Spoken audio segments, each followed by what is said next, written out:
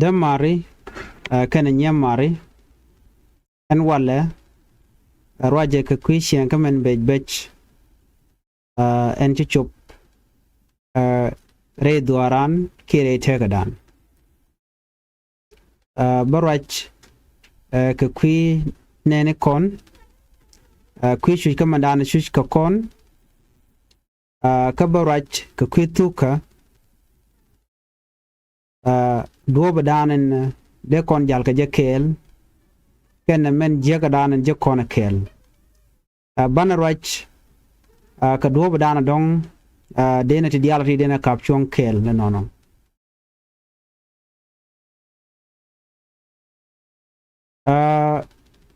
ka koru te ngwan tine kon chi ke chuch ke chana chuch tine te ngwan tite yeken teznien ka dor kon ti gol ne kon ka koru ne dialati chenkene refugee camp refugee camp mo ashit ke Kenya tine kontin tina ko refugee camp tin chit ke Uganda ti refugee tin ne konti la Nuer katin Ethiopia ba atine konti kitin ka refugee camp ka Sudan ba tine kon ba ti ka refugee camp tin anyok te kon ka tandan ti kai DP camp inside South Sudan ki ka South Sudan pointer God kon la ganwari peace can gweden te baj peace kare shushka tinyo nene angum shushka konen wale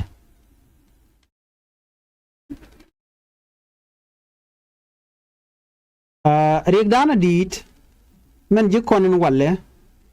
tel matka Allah shieng mu choro de dak la ja dolke mission na chicken chunkel la ka daka gwada da ne chirek cheben menyi na kam ne ken che community dan mu de garode kina jel ka dop kel tel gwamo natin kina ranga jeno kana ngane la kon ki la doro mo la ja dalga ano dene chonkel na kordan kam na kon nyer kordan kam na kon chana chungwa kel ano de kon lon no rodan ki dene chonkel de re lwak de jilwak darana goro to de daman pin to de nyiman pin ako de ka pen kel la pol ko rodan ki jaguji no malat ke rama do diena mo de la mugwa chimrajeme de rana gujeno ngaka mo ngeche ngu tele me ngeche na mo titin mat ajela bom dano mat ajen la bom dano metele mat la ne de to la ka dalga la ya jeke la ne de palpoal man metele je baye dol cha yebu gujino ko yen ngane biya telot kene to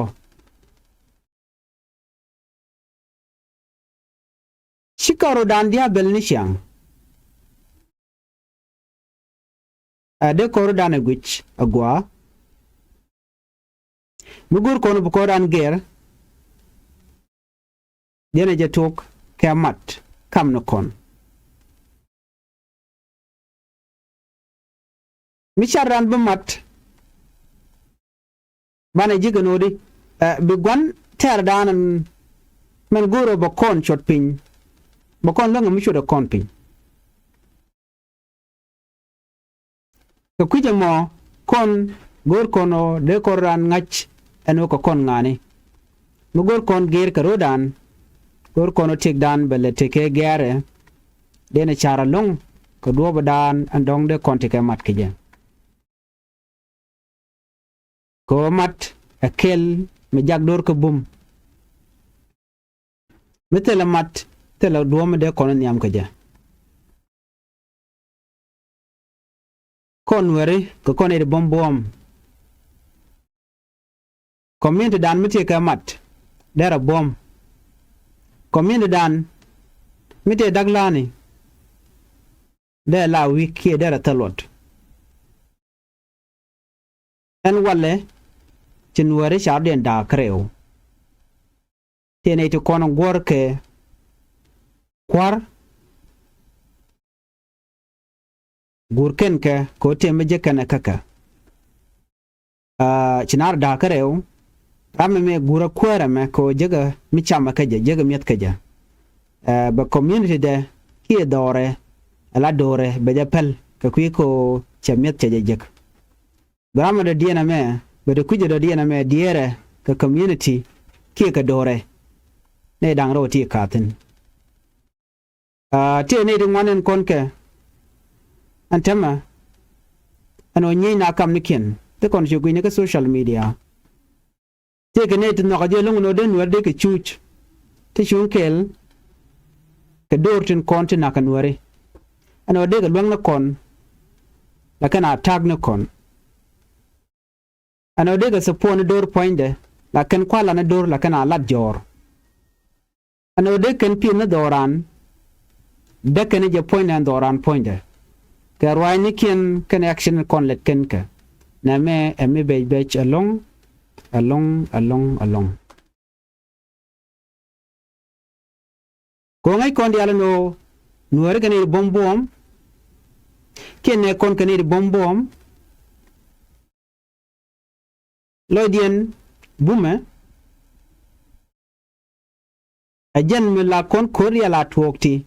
la kon ka lon ka me ku kon chot kredien la rega to ring mdit balet che ba kon chet pin bagu jeno che butwok bagu jeno ajen dak dan na mo dino la kona survive tin na monere ka mone ci kon me dana ci to ke 2013 ci kon nen won kin dang wel jok me na ko kon akir me yadit kana negatin kon ti ke kel jele ci me dan ci rek mo ci de tok jele ci jen tok dan ci siandan ke liu ci jiek an wale bane ngaji no nena rek tre dana kon were cetrar ja within kon gwadame jare dan ajen minyun kon ke jen medakon en mo point den joymo adega dan en chichubre dan me char dan dagan teme ci kon te lode kon do rande kon gang ko ngai kon dialo te kon gene timo ti loko de na gang wa yen kwa serenda ye kwanak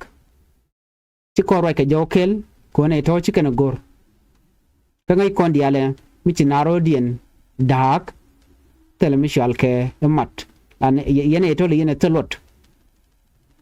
so and then dan kam dan karu dan kon were gen advantage ki mo gwa kanetin konti la gitaran mugi concentration and wale ki rega dan to content chine konti kan ching re chine ken ka gen rega dire pai to gan tema menen kona mo ka jongle nen kona ka penal nen kona ka unit state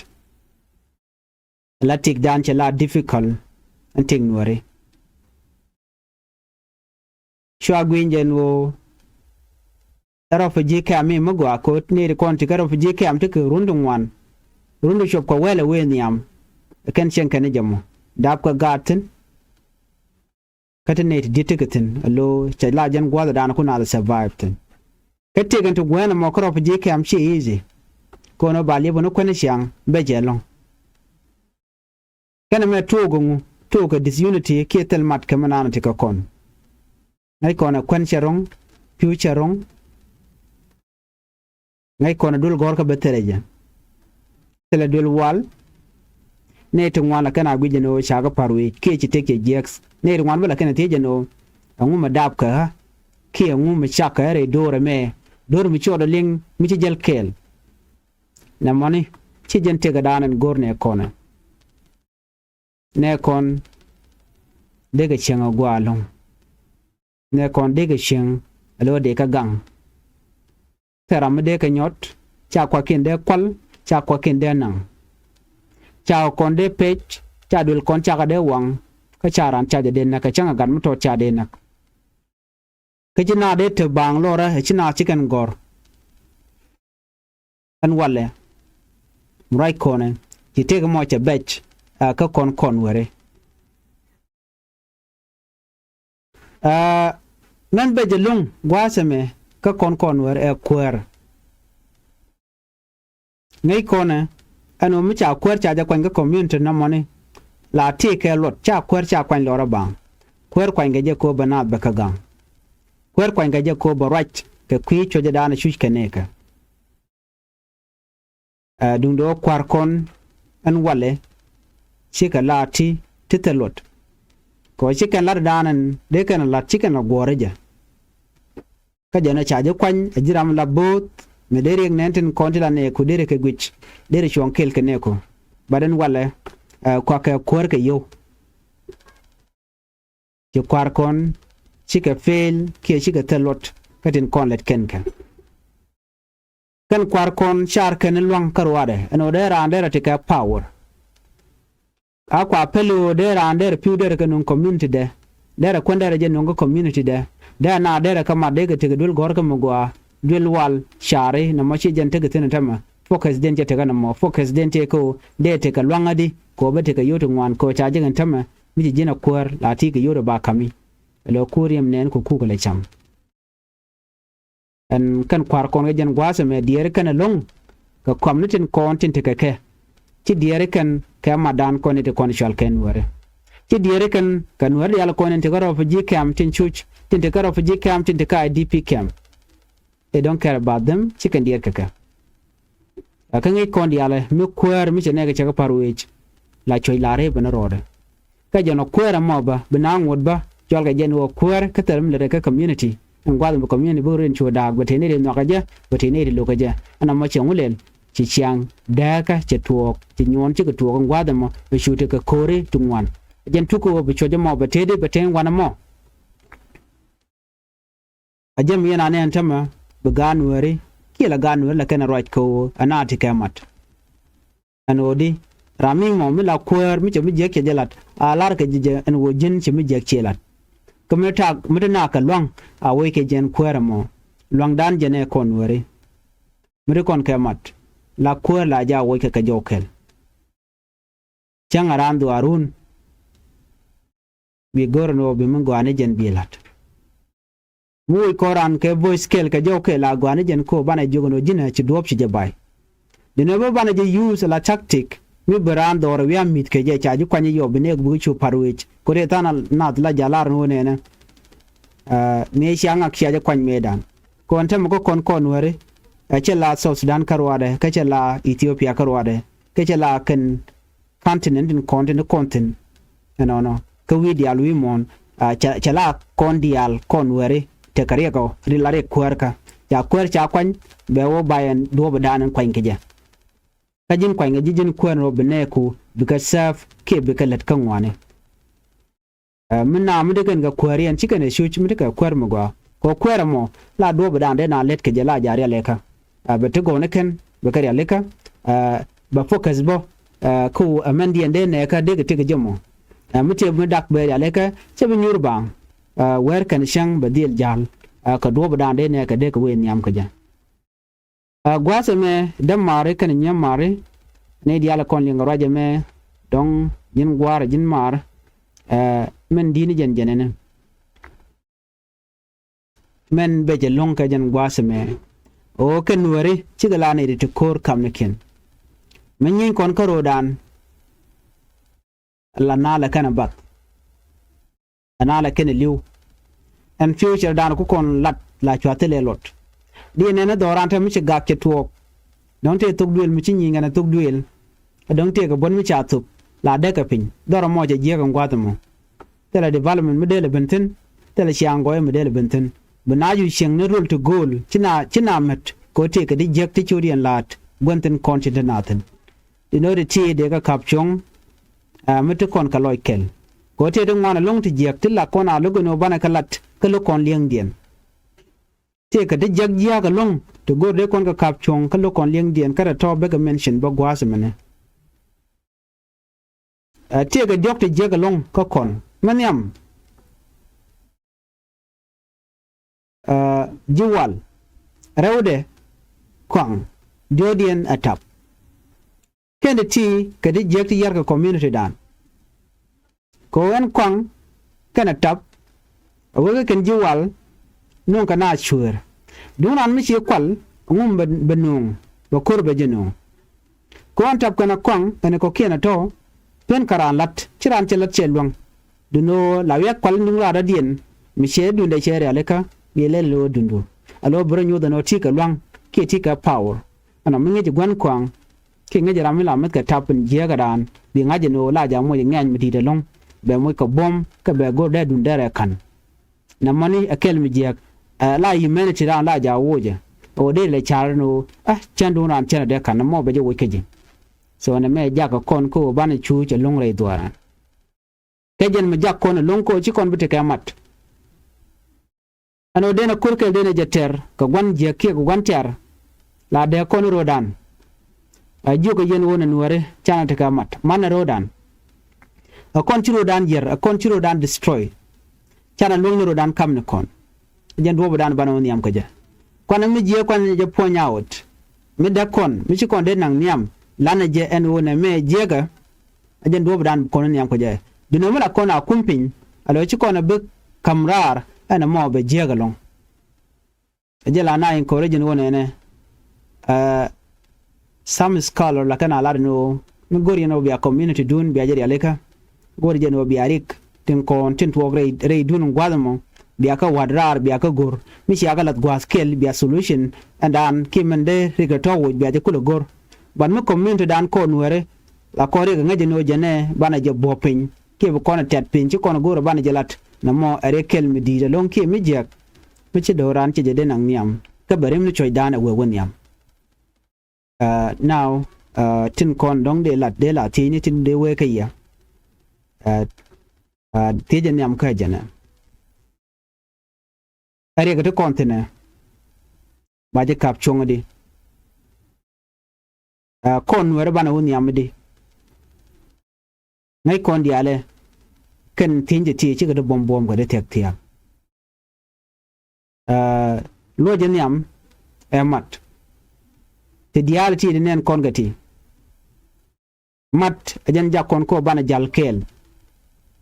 mat ajen jakon ko bana ler kelo chikaman la ngweni la purgan ka kel ke talwa chikamis ke kel nyama la gwalo and unity ke mar la lat kono me o na mi chiga jal kel ke wa kan ko to kel ana ko biga dor kel biga mat pin na mo o wala yen gwante arun men nagiya ke men jeriye yen mala kepchong akena ne dak ray dunan wenam unity melude ke madan o mi chana dan mat gwaskel bana manan de kon la da wen yam ban je charkel mugur kon gere la tok bur kon mat chana je to karo dan ran to ko karo ade chana je pele no bu koram len mugwa bana je la jor kenyam ar ke je ran lar ke dunami je ga dan la de ko yara community mi chaje lera ba wen yam de tele we yawot ani ya je no na mo jega chi o chaje lok ba do na mo jega la tok bi del kapchon ko te de la jalara no ngum ra yen ga kuina me keja palaje no palga jeten jagna community dan ko be jek wi mi da tele mi shal ke de go der mi redan ko mi jira mo te wi man dana lat ke mi dong de na nyam ko je bi la e palaje ngunang jeteno yin point du che jin jira ma dana de dor mo de jeger gerbe ko di bi mi jeg bi laro na me jega la tok mi jega ka ngaden wo jega mu wa jeg lara jina na me jega den ba debate ba de leka ba je wuch kon gor kon bar dan nget kam no kon ko ban jal kel bana gat kon bana ke ngech gat kon bugo dul gorka ba ka ngech ketin kon la naw nyam ka ja kon dial bana mal bana je support all of us ka bana chang shuba bana je nok bane ko be konet ki kwide ka gor je bono bu kono shunkel ka kwar me mat kondial an kwar ba shibi angen mi tay jogono na me jega bi alingani jega kel mi jira mi mom mi chala kwanya la bot kami che jan lara no janga nanga kom ba chala ro ne ci je jengne chicken kom ni chicken ka top wan je la ja goron be lew ye kom che goron ba kwar ba jitu kami cha gu jano te mi la rek ala negative dana cha nyot keji me jo na me jega goron jin bu wetin be correct shibuluch ke yeno kana ko janta dan lat ke tem kwarta maka bite ramichi kuar shela jor ke je jogno ne merek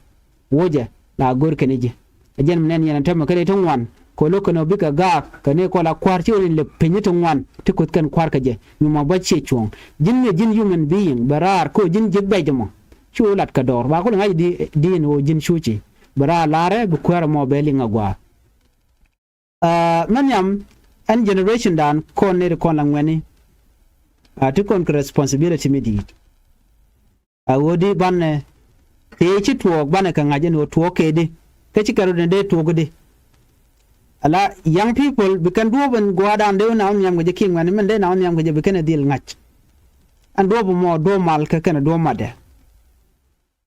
jin gwe jeno jin ram to do mo king ngade mo no bi dor bi lon kar wade no na mo kajije ka ce tok ano bina wonyam gore kondial gore sharan kondial